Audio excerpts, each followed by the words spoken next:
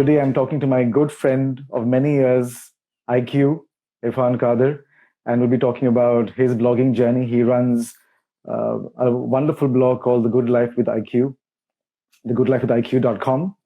And we'll be talking about what it's like to start and run a blog, what inspired his blogging journey, and also talking about a specific niche that he blogs about, which is content for vegetarians. And so we'll talk about all those various things. IQ, what made you start blogging about your travels, and what's it like to start and run a travel blog?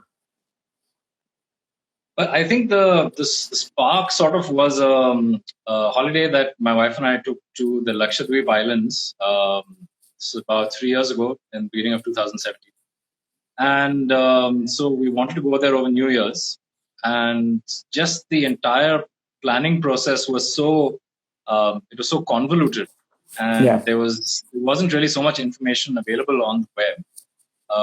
So, we were looking at blogs, we were looking at websites, and all of them just told us the places we should go and see. They didn't tell us how we should go about planning the trip. They didn't tell us how far the islands are, apart, how long it would take to get from one place to another with the ferry. The fact that the ferry is run only 3 or 4 times a week, not every day. So you've got to, figure out which island you want to visit on which day, and, that kind of thing. And so we finally managed it. We finally didn't get there over New Year's because by the time we figured out our itinerary and everything, there were no flights available. So we finally managed in the first week of January. But we thought that, the entire thing was just so excruciating that why should someone actually go through that kind of thing? And when there are people like us who have the information and can actually help them out. So that was the first time I actually thought of writing a blog post on this entire thing. It was still just a blog post. It wasn't an idea to start an entire blog. But then once I wrote that post, and then of course I had to write about not just how we planned it, but I had to write about what our experience was over there. And so that was a separate post. And then from there, it just kept going. And so, of course, it started out just as a spur of the moment thing. But once I actually created a blog and then started posting, I realized that, it's not as easy as it seems. Sure. Yeah.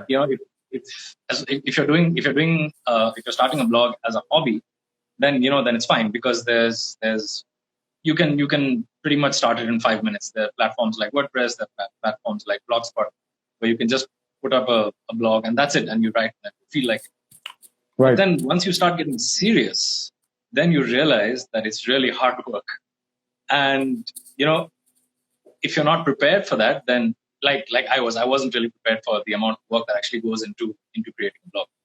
So then it becomes, I don't know if frustrating is the right word, but it's difficult because you start out saying, oh, I'm just going to write this blog, and people are going to come and read the stuff that I'm writing, and it's going to be great. There's going to be lots of traffic, and I'm going to be able to do lots of things with it. People will want to sponsor posts. People will want to advertise.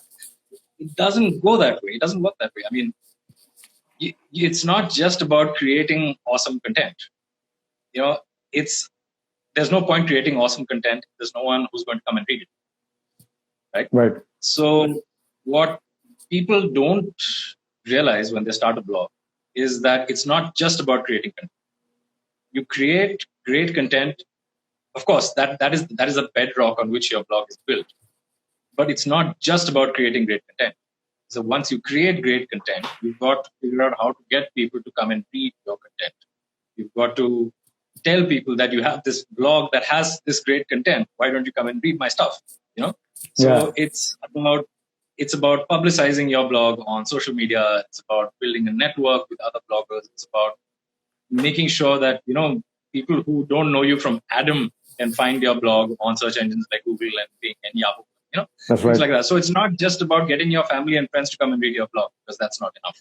Thanks for putting in context what it's like to start a blog, and that is not only about writing, but it's about so many other things to make your blogging journey successful.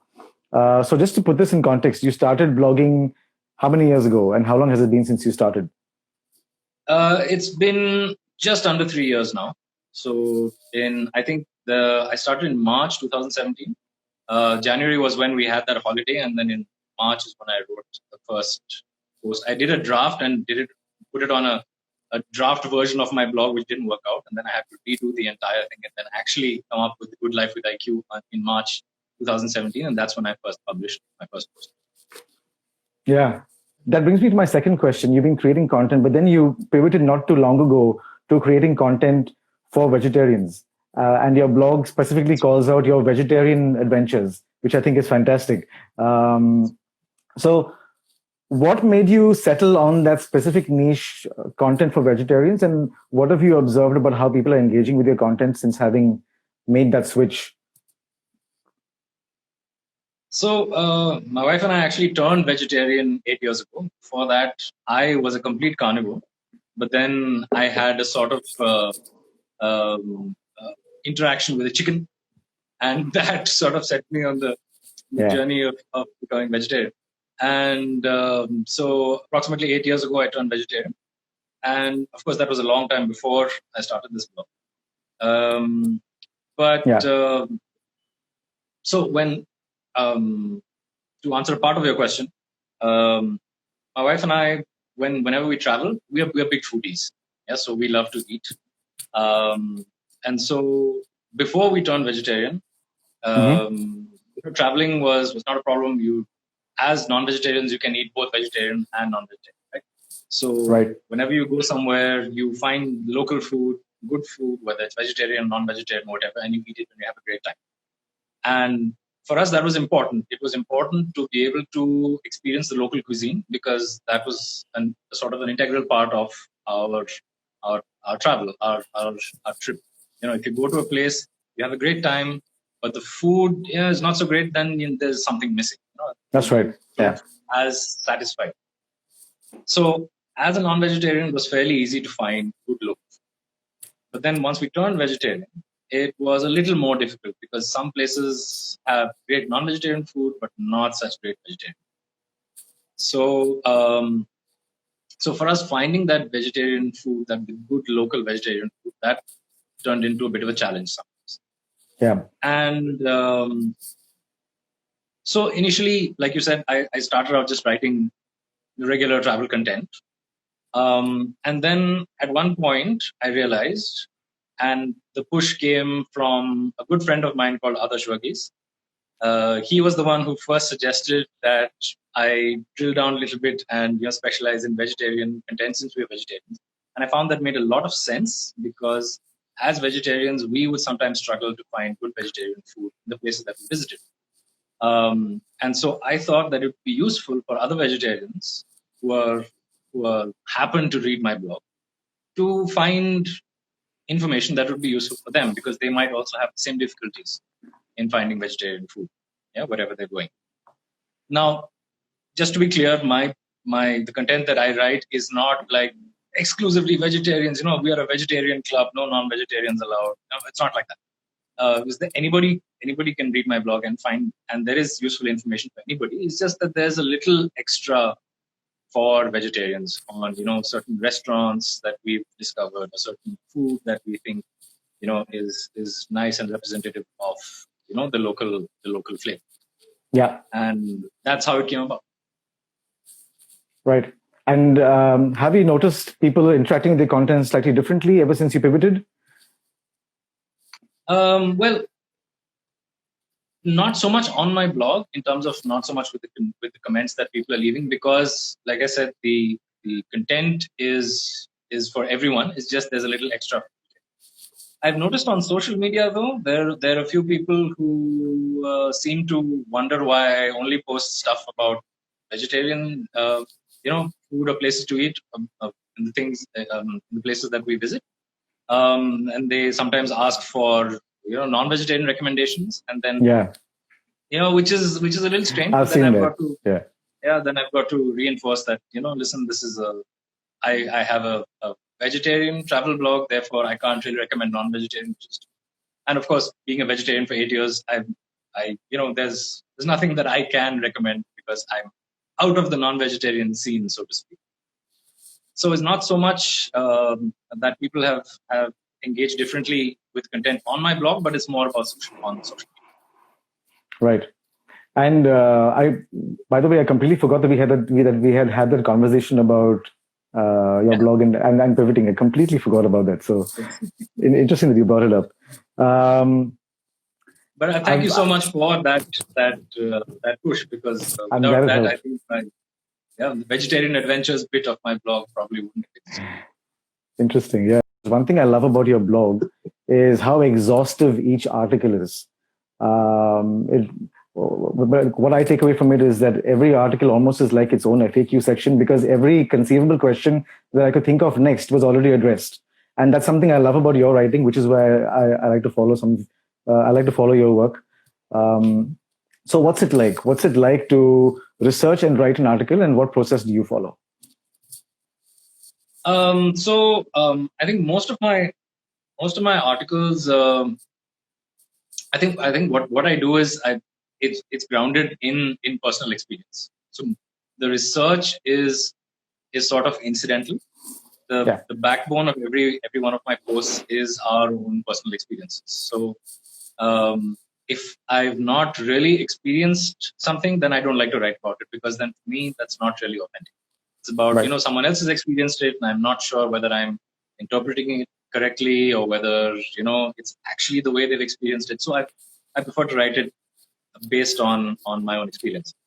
And for me, I think I take a lot of photographs.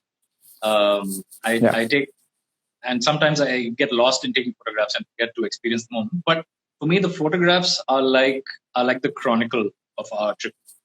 And so every time I need to sort of think about what it is that we've experienced, I always go through my photographs. And that, even if they're not photographs of the specific thing I want to write about, they tend to trigger memories, or there's sort of a connection with things that I'm going to write.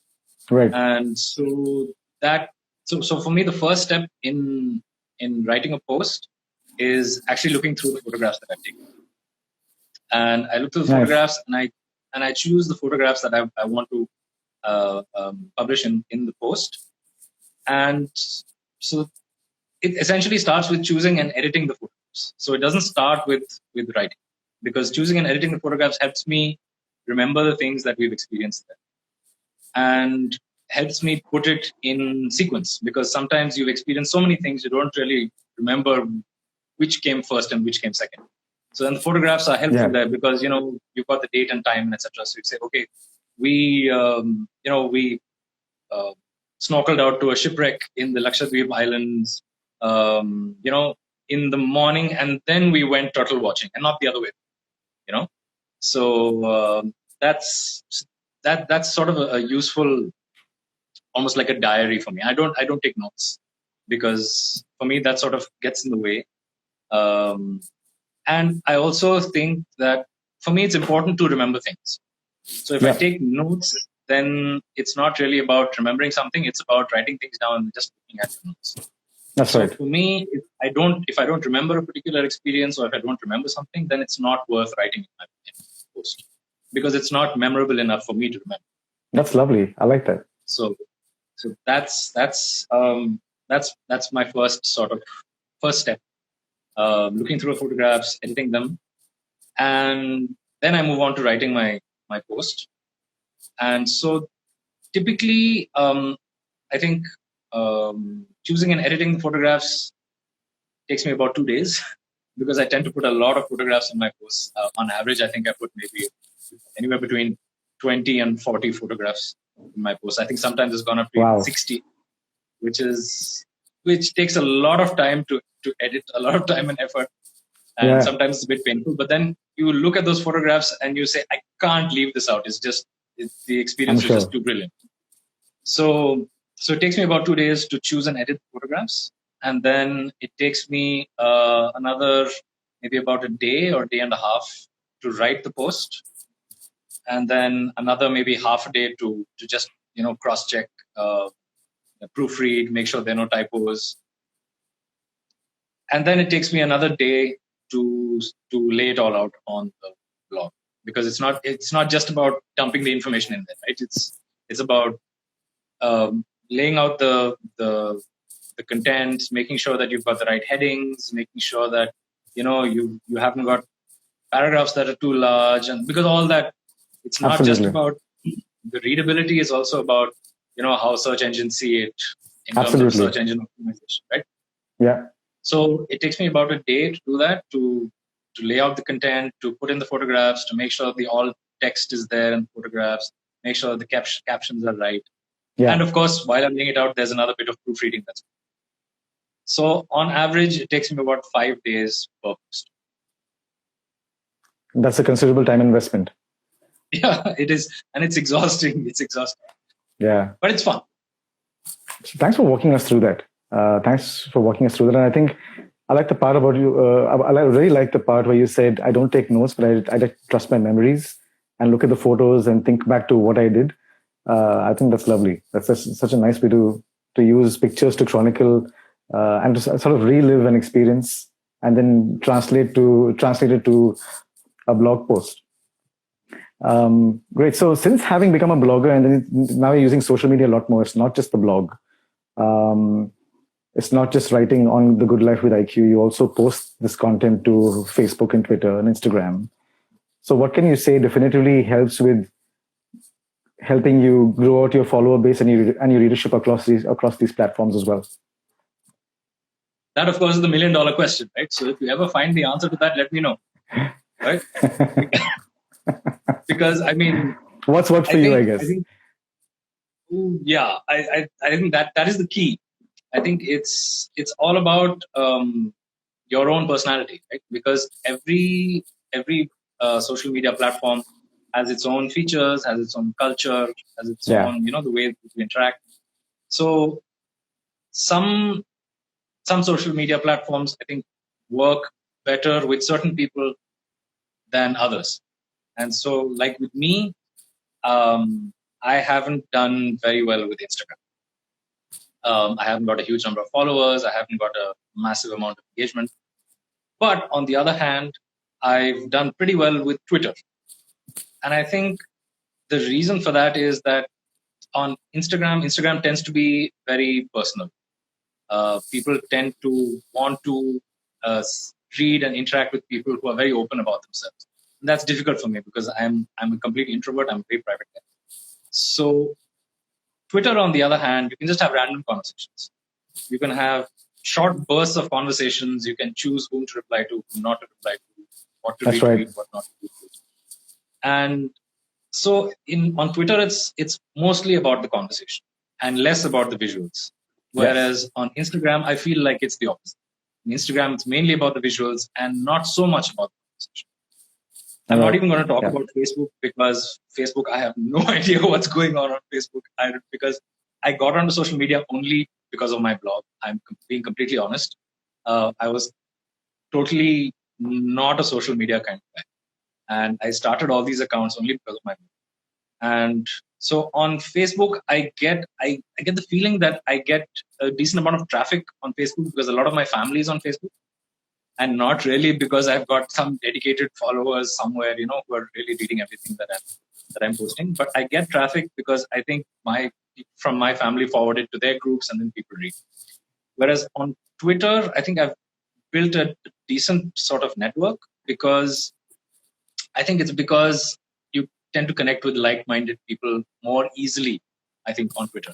You tend to find each other more easily because things get shared more easily, conversations get started and continued more easily. And that, I think, brings me to something that I think might be common across social media platforms, is that the more you engage with people, the more people will engage with you and the more you'll build on it. And I think that would probably work even on something like Instagram or Facebook. It's about how you interact with people, how authentic you are, and not just post a comment saying love it, and people will say, okay, fine. So you post thoughtful comments, you share other people's comments or other people's content, etc. And over a period of time, you will slowly build your network. And that is the feeling that I get for other social media platforms as well. It's just that you have to figure out what works for you. Like Twitter works for me, Twitter might not work for someone else. Instagram might work for them. Facebook might work for them. So I think, according to my experience, you figure out what social network works for you. Have a presence on other social networks, that's fine. But figure out what works for you and concentrate on that.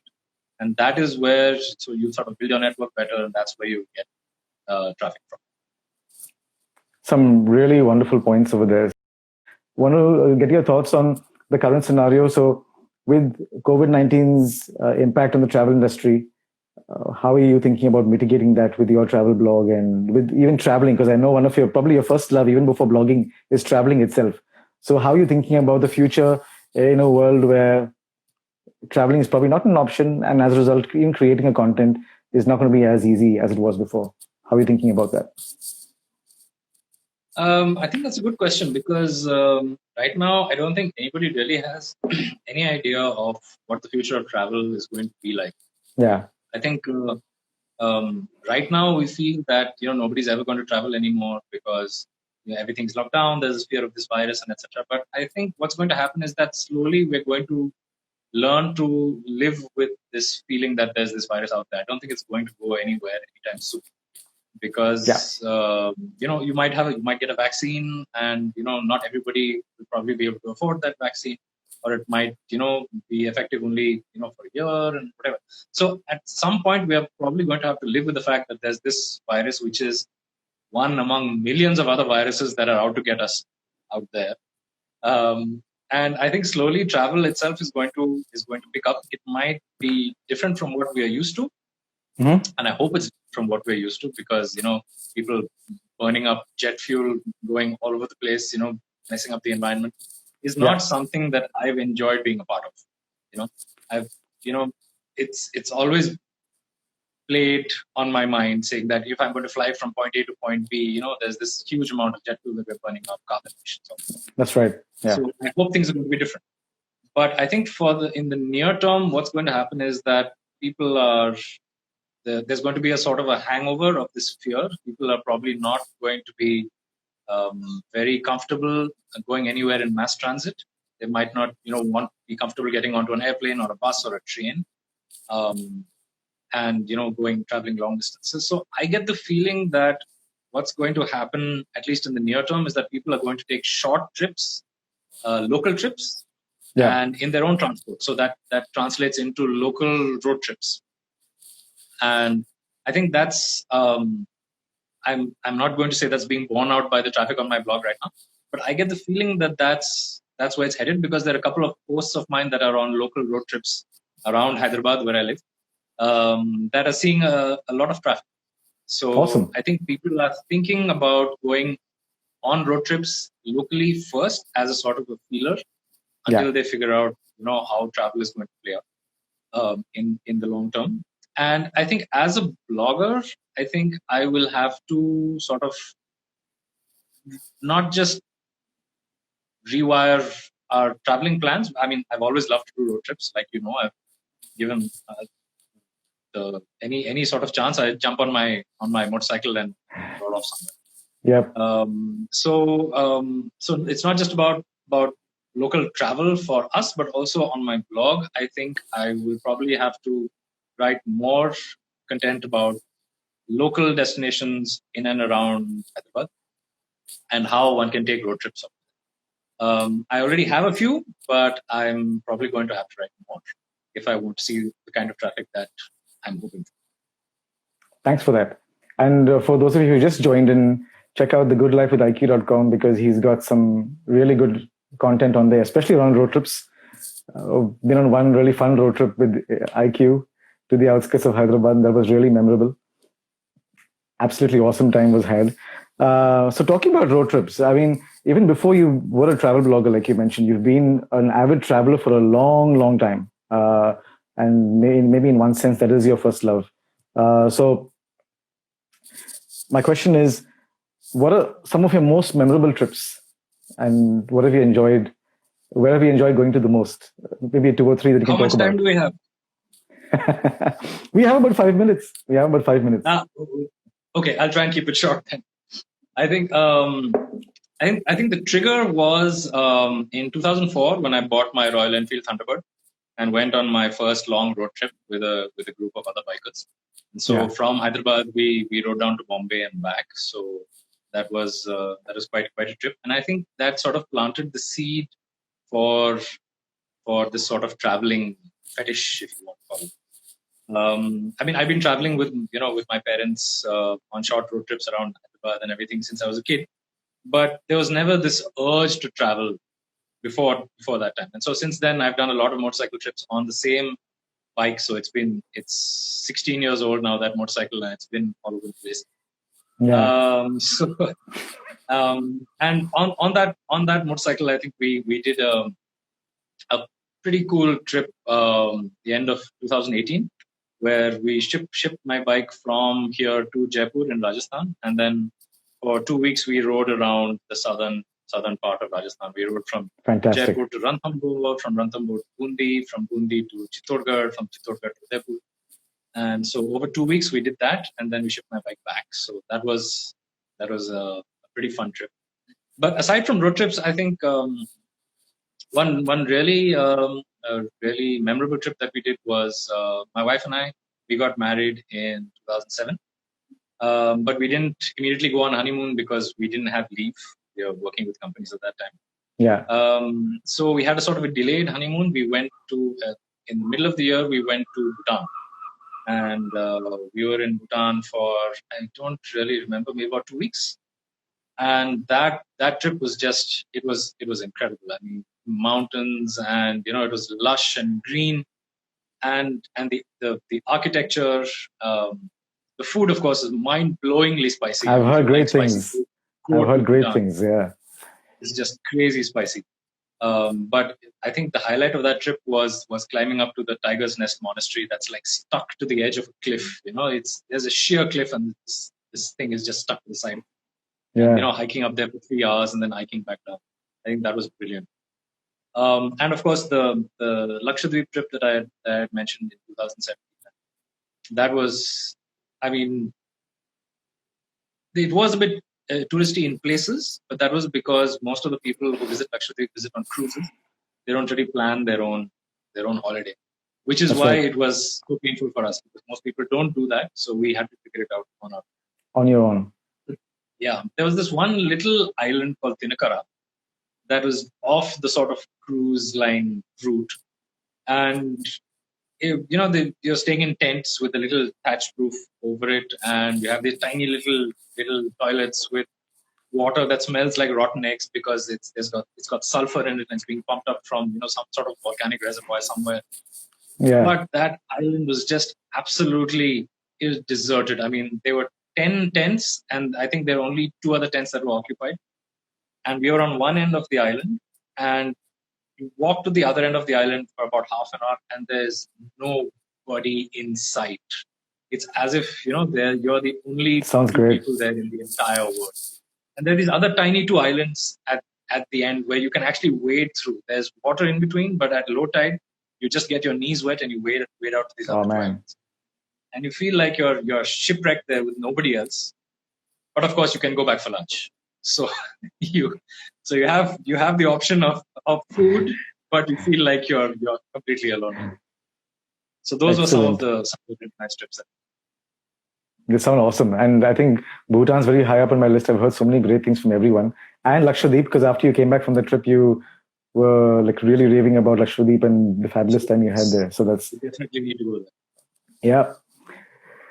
Thanks so much for all your answers and for sharing such amazing content.